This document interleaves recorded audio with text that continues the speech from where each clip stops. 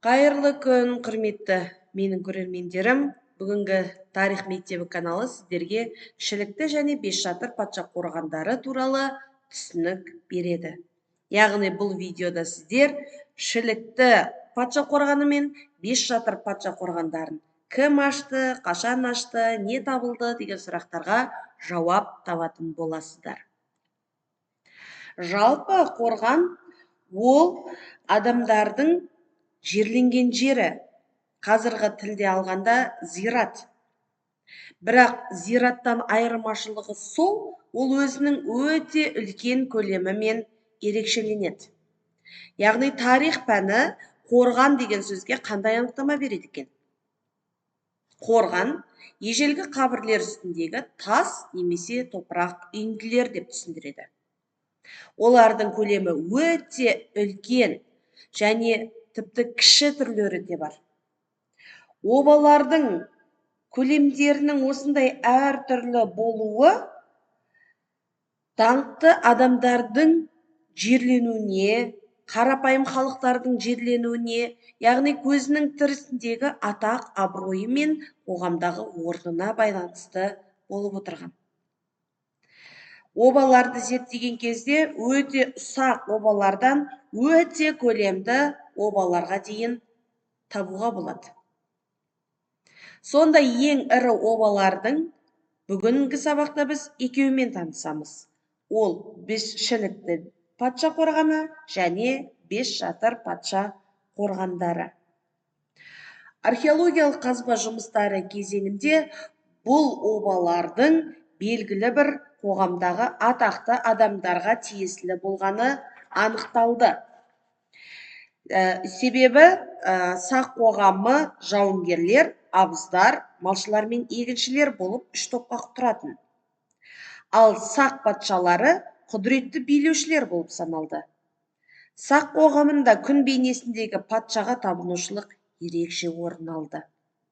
Әсіресе жерленген кезде олардың киімдері толық алтынмен жабылуы күн баласының бейнесі деп танылды.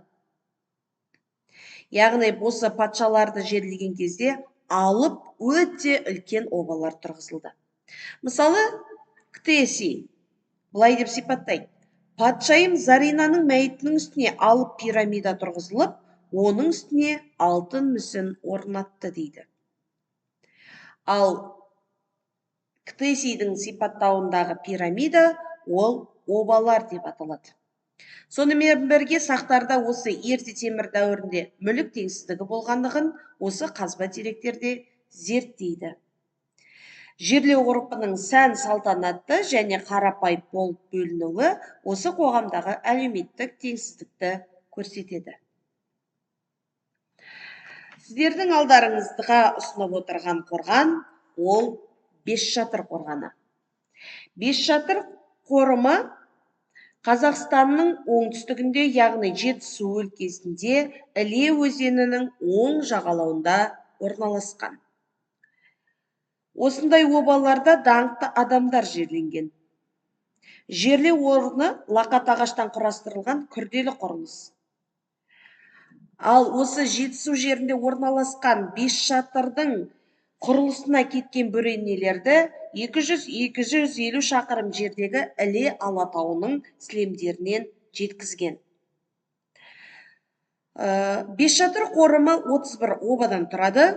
Ерекшелігі сода оның жан-жағы меңгір тастармен қоршалған. Бесшатыр қорымының биіктігі 17 метр, шығысқа қарай 1 километр, солтүстіктен оңтүстікке қарай 2 километр жерге созылып жатыр. Обаның астында жер асты дәлізі салынған. Ал бұл ірі тастар 3 шақырым жердегі таудан тасып әкелінген. Яғни бұл жерде Іле Алатауы орналасқан. Ал Бесшатыр қорғанын зерттеген атақты археолог Кемал Ақышев. Келесі сіздерге айтылатын жаңалығы сол: Бесшатыр қорғанында ерекше археологиялық құнды олжалар табылға қойған жоқ, өйткені Бесшатыр қорғаны ерте уақытта тоналған. өкінішке орай. Ал келесі ұсынылатынымыз Шілікті қорғаны. Шілікті қорғаны Шығыс Қазақстан облысы, Зайсан ауданы, Шілікті жазығы, Бәйгетобы қорғанында орналасқан.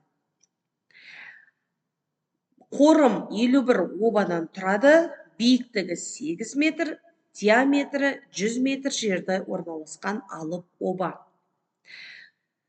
Шілікті обасының ерекшелігі Шілікті алтын адамы.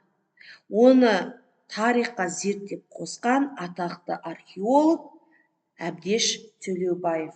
Әбдеш Төлеубаев бастаған ғалымдар тобы осы археологиялық олжаны 2003 жылдан бастап зерттеп дәлелдеді. Шілікті обасындағы ерекшеліктер, ол жерден Шілікті алтын адамы табылды дедік. Сонымен бірге көптеген 4303 алтын бұйым табылды. Олардың ішіндегі барлық әшекейлер аңдық стильде безендірілген. Осы ағаш бөренелерден тұратын лақат пен жерасты дромыс жолынан құрған өте күрделі 3 қабатты обадан табылған археологиялық жәдігерлердің ішіндегі ең ерекшесі ол алтын 5 жұлдыз.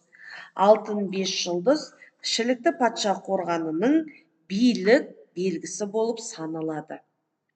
Бұл қапсырма ретінде жасалған.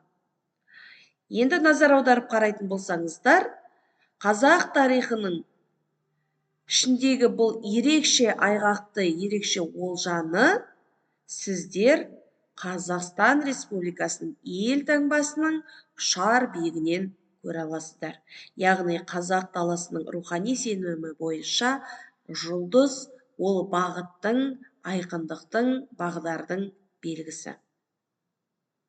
Қазақ халқы осы жұлдызға байланысты айың тусын оңынан, жұлдызың тусын солынан деп жақсы бата берген екен. Енді оқушылар, сіздерге тапсырма. Бағанағы жоғарыда айтылып кеткен мәліметтердің ішінен есіңізде қалғанын мен білемін кестесіне салыңыздар. Яғни Шілікті Берел обаларының орналасқан жерін, құрылысын, обалар санын және бұл археологиялық олжаларды тапқан археологтарды жазыңыз.